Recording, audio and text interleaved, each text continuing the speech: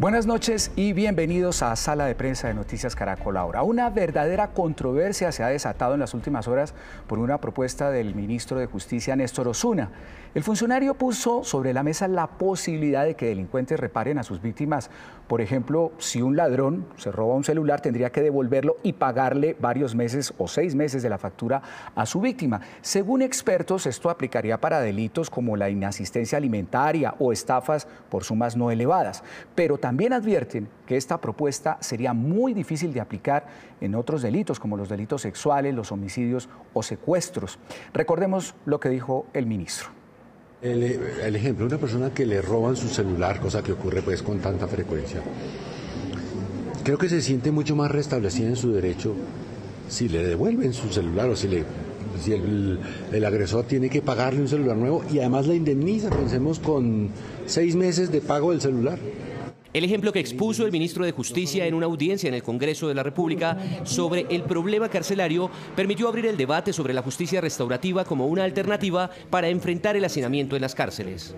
Se combine el castigo tradicional, el de privación de libertad, con formas restaurativas en las que la víctima propone cómo se sentiría restablecido en su derecho. Aunque la explicación parecía clara, el ministro Osuna no quiso cerrar su propuesta solo con el ejemplo del robo de celulares, sino que fue más allá y planteó este otro caso. De pronto el ejemplo del celular es fácil, hay otros muy difíciles, ¿no? ¿Cómo me sentiría yo restablecido de un delito sexual, por ejemplo? Pero seguramente la cárcel no restablece eso. Si pensamos en que la víctima, el victimario, pueden pactar alguna sanción reparadora, por supuesto, con el Estado de por medio, con el juez de por medio, que haga de árbitro. Una medida inconstitucional, pues no es posible, una medida desproporcionada no es posible, pero esas medidas de justicia restaurativa pueden paliar, disminuir, y en algunos casos sustituir la pena de prisión. Sin embargo, el ministro advirtió que se trata de una idea que aún no está plasmada en ningún proyecto de ley, que no tiene una lista de delitos que cabrían en la propuesta, pero que es hora de pensar en esas alternativas. Pues como era de esperarse, lo dicho por el ministro de Justicia abrió un debate entre abogados, expertos, penalistas y, claro, la ciudadanía. Por ejemplo, ¿usted conciliaría con un ladrón que lo atracó y le robó su celular? ¿Qué alcance tiene la propuesta del gobierno de aplicar la justicia restaurativa para este y otros delitos? Miren estas reacciones sobre este tema. Los robos y los atracos en las calles de Bogotá han dejado 18.000 capturados este año. Por eso salimos a las calles a preguntarle a las personas cómo reciben la propuesta del ministro de Justicia. ¿Estaría dispuesto usted a estar cara a cara con la persona que le robó el celular y a cambio de no ir a la cárcel aceptaría que se le devolviera y que le pagara la factura? Esto fue lo que encontramos. Francamente no creo que sea la solución y la razón es simple, es muy práctica. A mí me parece que un ladrón que sale a robar, en términos generales lo hace por necesidad. ¿Con qué recursos va a pagar el celular que se robó? Ellos le reponen a uno el celular, pero pues a veces le causan daño por cualquier celular, lo matan a uno. El ladrón es ladrón, entonces cada rato va a ir a conciliar y va a seguir conciliando y va a seguir. Entonces lo vuelve costumbre. Para el Comité de Solidaridad de Presos Políticos, esta es la razón por qué la medida sí es procedente. Una persona que roba el celular, claro, esa persona le está fallando a la sociedad al cometer ese delito, pero es posiblemente que la sociedad también le ha fallado en el proceso educativo que ha tenido, en las condiciones laborales económicas que pueda tener. En medio de la polémica, el exministro de Justicia, Yesid Reyes, señala que es una buena idea explorar la figura de la justicia restaurativa que se encuentra en la Constitución, aunque señala que no sería para todos los delitos. Los homicidios, los secuestros, las lesiones personales con incapacidades grandes o con afectación sensibles en las víctimas. Esos serían delitos que en ningún caso podrían tener un tratamiento distinto del derecho penal. Los expertos señalan que hay que evidenciar cuáles son los delitos que más están contribuyendo al hacinamiento. Según el INPEC, en primera línea está el homicidio, con 21.081 personas condenadas. Le sigue el homicidio con 17.996. Otros delitos como el concierto para delinquir, el tráfico de estupefacientes y el tráfico de armas. El que menos contribuye es la inasistencia alimentaria, con 131 personas condenadas. Rocío Franco, Noticias Caracol.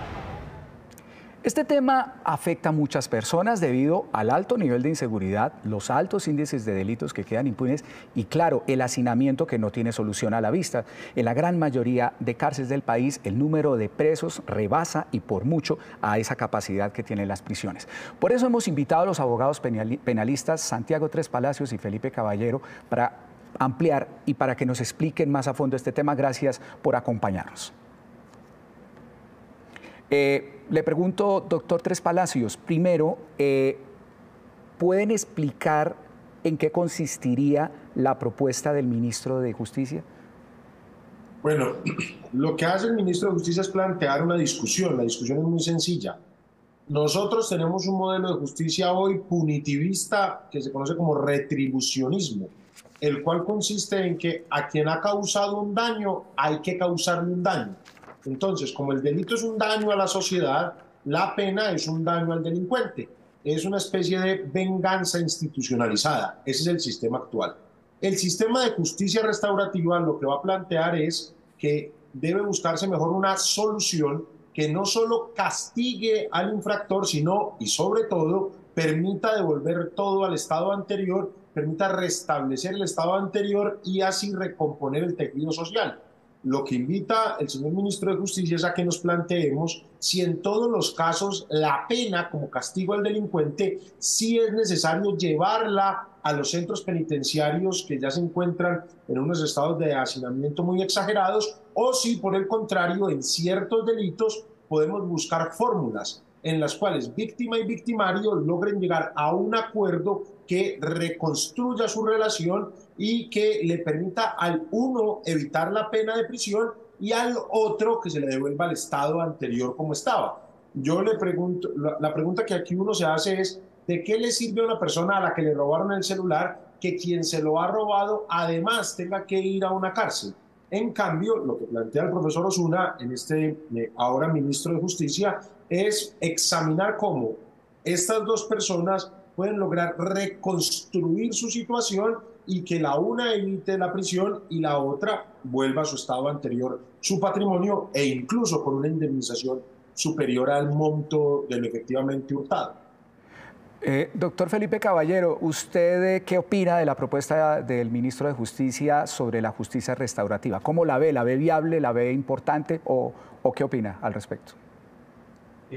Bueno, buenas tardes para todos. Yo la verdad es que la veo completamente viable, pero es que además no es algo ajeno a lo que tenemos por lo menos en la norma. Digamos, Santiago nos ha explicado que el paradigma que gobierna el sistema penal colombiano es un paradigma distinto al de la justicia restaurativa. Sin embargo, si nosotros nos vamos a lo que existe en el papel, lastimosamente muy mal aplicado, podemos decir que lo que plantea el profesor Osuna no es algo distinto, algo por fuera de lo que ya tenemos. Incluso tenemos un libro completo, el libro sexto de nuestro código, que habla de la justicia restaurativa. Yo creo que el profesor Osuna lo que está planteando es una ampliación del rango de acción de algo que ya existe en la ley colombiana, o quizás podría entenderse, porque todavía falta, digamos, entender muchos puntos ya más precisos, es una propuesta de cara a la eficacia de esa norma que ya existe. Incluso podría decir que no necesitamos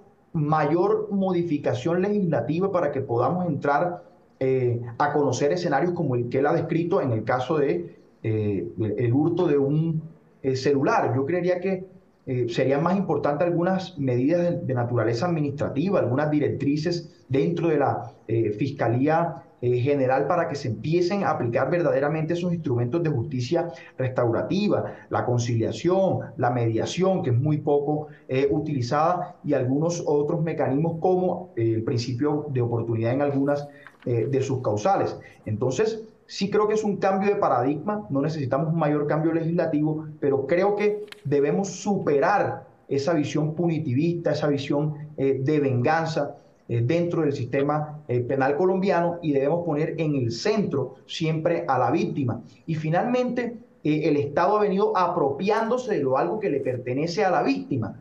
Y muchas veces a la víctima no le sirve aquello que el Estado considera conveniente. El Estado puede considerar que lo que le conviene a él y a la sociedad, equivocadamente, es enviar a una persona a unas mazmorras, enviar a unas personas a ese sistema penitenciario que además es un estado de cosas inconstitucional porque es una cosa sumamente terrible. Y resulta que a la víctima ni siquiera le interesa eso, le puede interesar perfectamente que lo que le devuelvan es el bien que le ha sido hurtado y por supuesto que se genere una integral indemnización. Entonces sí, lo considero, además de viable, considero que no es difícil de aplicar y considero que no se necesita un mayor tránsito legislativo, sino más que todo medidas de carácter administrativo, sobre todo al interior de la Fiscalía, para que se promuevan estos escenarios distintos a los que ya tenemos y los que solemos aplicar, que es enviar a las personas a un juicio y luego, por supuesto, a pagar su pena de prisión en una cárcel. Déjenme ser abogado del diablo, así como dice la frase, porque he escuchado personas que dicen lo siguiente, dice, bueno, pero a mí me roban un celular y yo voy a conciliar con la persona que me lo robó. ¿Esa persona va a tener la posibilidad de pagarme después? O de cómo me puede resarcir una persona que a veces roba porque no tiene con qué comer, me lo estoy inventando, o peor aún, una persona que roba y que reincide, ¿sí estaría en la disposición de reparar a la persona? Empiezo por usted, doctor Tres Palacios. Apreciado, es que aquí hay varios dilemas sociales, digamos, muy fuertes. El primero es que vamos al caso en el que una persona roba porque no tiene que comer. Esa persona ni siquiera en nuestro sistema actual debería estar en la cárcel porque está actuando bajo un estado que le obliga a robar y no le podemos exigir otra conducta. Eso es lo que se conoce como el hurto famélico o hurto por hambre.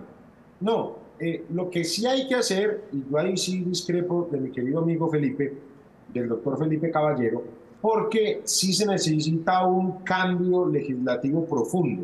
Necesitamos establecer un nuevo catálogo de penas. Necesitamos efectivizar los mecanismos de acceso a la justicia para que la pena deje de ser la monótona prisión que no sirve ni ha servido para absolutamente nada y empezamos a tener sistemas escalonados. Si una persona lograse acreditar, por ejemplo, que ha cometido una persona que se acusa de cometer un delito, lograse acreditar que no tiene bienes para su propia subsistencia, imagínese usted que el Estado lo podría emplear en trabajo comunitario. Una fracción de la remuneración sería para cubrir unos gastos básicos a él y el resto de la remuneración podría ir a la víctima. Porque volvamos al principio, ¿de qué le sirve a la víctima que el victimario esté en una cárcel? ¿Y de qué le sirve al Estado que el victimario esté en una cárcel en donde cada preso nos cuesta más en impuestos que lo que valdría emplearlo? Si nosotros, un preso en la cárcel cuesta aproximadamente 1.500.000 pesos, dicen algunas cifras, sin contar lo que valió el establecimiento en el cual lo recluimos. Pero imagínense usted que a esa misma persona se le podría poner un trabajo comunitario de unas 4 o 6 horas, a él se le daría un monto muy mínimo de la subsistencia para los desplazamientos y todo eso, y el resto del monto se le podría dar a la víctima. Y esto reconstruiría el tejido social y sería escalonado. Ya la persona tiene la advertencia porque la justicia restaurativa deja abierta la puerta a la prisión. Nadie está aquí haciendo un discurso pro abolición o pro terminación de la prisión, no, sino volver a la prisión la última medida, el último recurso, cuando todo lo que las otras soluciones que nuestra inteligencia haya podido encontrar hayan fallado en cada caso. Bueno, doctor Caballero, la misma pregunta, la que planteaba anteriormente, si una persona que es reincidente o que roba porque no tiene para comer, lo estoy citando como ejemplo, ¿sí estaría en capacidad, digamos, de hacer esa reparación a la víctima? Mire, en primer lugar, yo estoy completamente de acuerdo con el doctor Tres Palacios con respecto a lo que ha dicho sobre el trabajo comunitario, porque creo que con eso nos beneficiamos todos. Se beneficia el Estado, se beneficia la víctima, el victimario y, por supuesto, además el resto de la sociedad. Pero yo quiero decir algo muy sencillo. Mire, si una persona roba para comer, a esa persona no hay que darle cárcel, a esa persona hay que darle comida. Por supuesto, digamos, trayendo a colación esa historia bíblica, resultaría mejor no darle el pescado, sino enseñarlo a pescar. Entonces ahí tenemos la posibilidad de lo que han manifestado el profesor Tres Palacios. Hombre, mejor le brindamos trabajo, oportunidades para que esa persona deje de robar. Repito, si la persona roba para comer, lo que necesita es comida y no cárcel. Ahora, que sí considero que el asunto de la reincidencia es un principio que debe tenerse en cuenta, porque no es posible, entonces, entremos en un sistema donde la persona hurte un celular, entre, digamos, a un escenario de justicia restaurativa, repare ese daño, devuelva un celular en las mismas condiciones y luego de eso vuelva a cometer la misma conducta y se extienda en el tiempo y se vuelva una cuestión sistemática. Por supuesto que eso no lo podemos tolerar. Además tendríamos que entrar a definir qué es lo que realmente se entiende como indemnización en estos escenarios. Porque si entendemos que en Colombia no existe el denominado daño punitivo, pues la indemnización tendría que estar, digamos, o debería tener como monto límite, pues el monto del daño. Si yo hurto un celular de 1 millón de pesos, pues indemnización en sentido estricto sería un celular de 1 millón de pesos o el 1 millón de pesos. Pero si además de eso, como lo ha manifestado el profesor Osuna, tiene que pagar 6 meses de celular, entonces tendríamos que decir que además de la indemnización, pues al ladrón se le está imponiendo una sanción, porque ya se le estaría imponiendo una suerte de multa, ¿sí? o lo que se conoce en otros países como daño punitivo. Es decir, vamos un poco más allá del monto del daño y le imponemos una sanción. Entonces vemos que también hay unos asuntos que debemos tocar con mucha precisión para decir que el ladrón no solamente está indemnizando, sino que además está cumpliendo con una sanción que es distinta a la pena de prisión. Pero además de eso, que podemos decir que históricamente se ha demostrado que la pena de prisión no es que sirva para mucho en estos casos. Le pregunto, doctor Tres Palacios, rápidamente, le agradezco las respuestas rápidas. ¿En qué delitos se podría aplicar esta restauración restaurativa? ¿En qué clase de delitos? Para enumerarle a la gente, para que la gente lo entienda. En mi opinión, debería operar en todos los delitos patrimoniales. La estafa, el hurto, abuso de confianza, abuso de condiciones de inferioridad y las diferentes defraudaciones que trae el Código Penal que le causan un perjuicio económico a una persona determinada. También debería aplicar en los casos de delitos como la inasistencia alimentaria y en aquellas infracciones un poco más graves, pero que sean cometidas a título de culpa o imprudencia. Es decir, un ejemplo que me venga a la cabeza, el homicidio culposo o imprudente, en el cual una persona acaba con la vida de otro sin tener la voluntad o sin tener la intención de hacerlo. Es decir, aquellos delitos menos graves o con una modalidad de imputación, le decimos nosotros, es decir, que la persona se note que esto fue un accidente o una imprudencia, y los delitos de contenido patrimonial por excelencia, que hoy en día están ocupando en grandes proporciones nuestras cárceles. Doctor Caballero, lo mismo, rápidamente, en su concepto, ¿qué delitos podrían aplicar para que entrarían digamos, a funcionar de alguna manera con esta propuesta que hace el ministro de Justicia? Bueno, en primer lugar, hay que decir, la conciliación existe y es un requisito de procedibilidad para adelantar la acción penal en los casos de los delitos querellables, pero yo creo que podríamos ampliar ese catálogo de delitos y adhiero al tema de, por ejemplo, de los delitos patrimoniales. Digamos, se han impuesto algunos límites como, por ejemplo, un hurto que supere los 150 salarios mínimos. Y si el hurto tiene una cuantía de 200 salarios mínimos y a la víctima lo que le importa es que le devuelvan sus 200 salarios mínimos, ¿por qué el Estado, a través de su fiscalía, debe interponerse en un escenario de justicia restaurativa? ¿Por qué ponen esos límites? Sí, yo sí creo que podemos ampliar ese catálogo de delitos querellables que pueden ser objeto de una conciliación, y por supuesto aquellos que, digamos, solamente afectan la esfera muy íntima de la persona, incluso por una razón muy sencilla. El proceso penal completo llevado hasta juicio muchas veces revictimiza a la persona que ha sufrido un daño en su esfera completamente íntima, porque además por su regla general las audiencias son públicas. Resulta muchas veces mejor para la persona verse en un escenario cara a cara con su víctima, llegar a un acuerdo en algo que solamente le compete a ella y no afrontar un largo proceso penal y tener que nombrar un representante víctima y lidiar con todos estos avatares que nosotros ya estamos acostumbrados. Doctor Tres Palacios, definitivamente, ¿qué delitos no podrían entrar acá? Déjenme, les doy una opinión personal. Yo creo que los homicidios, lo que llaman ustedes, los abogados, los homicidios agravados, delitos como el secuestro extorsivo, o sea, ¿qué tipos de delitos, o incluso algunos hablan de los delitos sexuales, definitivamente sería muy difícil o no podrían entrar en este tipo de justicia restaurativa? Así es, para mí no pueden entrar la justicia restaurativa los delitos contra la vida que se realicen de manera intencional. como el homicidio, por supuesto el genocidio. Solo deberían entrar ciertos campos de lesiones personales, no cuando tengan una deformidad permanente o cuando las incapacidades sean muy prolongadas. No debería entrar los crímenes o delitos contra el derecho internacional humanitario o las graves vulneraciones contra el derecho internacional humanitario. Tampoco los delitos contra la administración pública. Tampoco algunos delitos contra el orden económico y social como el lavado de activos o el enriquecimiento ilícito de particulares, pero sí, por ejemplo, la usura, que es un delito contra el orden económico y social, y la evasión fiscal creo que tampoco debería entrar. Tampoco los delitos contra el medio ambiente.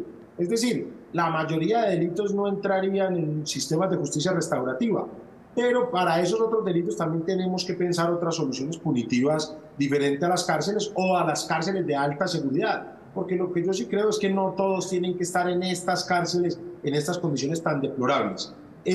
Digamos, para generalizar en los que sí, en lo que decía el doctor Felipe es completamente válido, serían los delitos que podamos observar que solo le incumben a victimario y víctima, obviamente haciendo un análisis racional y razonable de todo esto. Doctor Caballero, ¿y qué pasaría con los delitos en los que las víctimas sean menores de edad, que se ha vuelto un tema cada vez más sensible por la gravedad que implica? No, en absoluto creo que no podrían entrar a un escenario de justicia restaurativa, salvo aquellos que tengan que ver con la inasistencia alimentaria, porque finalmente el menor se va a ver más afectado viendo pues, a su padre o madre que incumple sus deberes de suministrar alimentos en una cárcel, que viendo cómo ese padre o madre pues cumple finalmente con sus deberes de suministrar alimentos. Y hay una discusión, digamos, realmente importante y realmente, digamos, que debe tomarse con mucho cuidado, que es lo atinente a los delitos sexuales.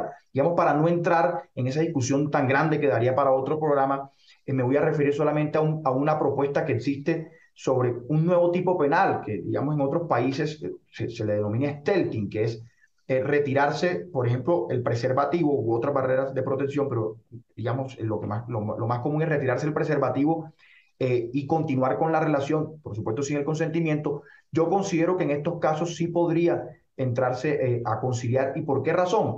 Porque resulta que la relación sexual sí está consentida.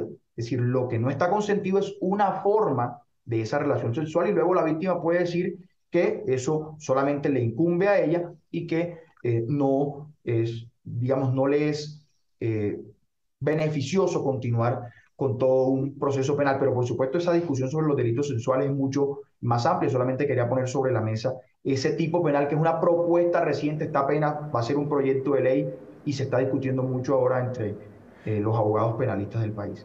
Doctor Tres Palacios, ¿cómo funcionaría el tema? Es decir, para explicarle a las personas, a los que no sabemos de temas legales, ¿cómo sería el proceso? Es decir, a mí me roban, y yo, ¿ante quién yo haría esa conciliación? ¿Ante un juez? ¿Cómo sería eventualmente ese proceso para llegar a una conciliación entre víctima y victimario? Sí, todo esto se haría con el acompañamiento de la Fiscalía General de la Nación, que tendría que nombrar a unas personas que se conocen como mediadores. Esto es obviamente un sistema complejo. Habrían unos conciliadores, otros mediadores, mecanismos de amigable composición. Y siempre tendría el control de esto, los fiscales, los defensores. En ciertos casos de delitos un poco más graves que también se lleven por este medio, habría que someterlo al apoyo, al visto bueno de un juez de la República.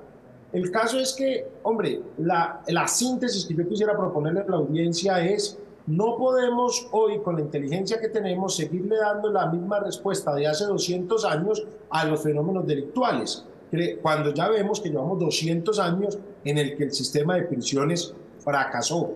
Son fábricas de nuevos delincuentes, son centros de degradación del individuo. El que va siendo culpable se reculpabiliza, y el inocente, injustamente juzgado, pues ya no cree en el sistema y recibe un trato indigno durante mucho tiempo. Hombre, dejemos la cárcel para lo que ya no sepamos cómo responder, para aquellos fenómenos a los que no sepamos, sobre los que no sepamos qué hacer, y busquemos que nuestra inteligencia dé algunas soluciones diferentes para casos menos lesivos.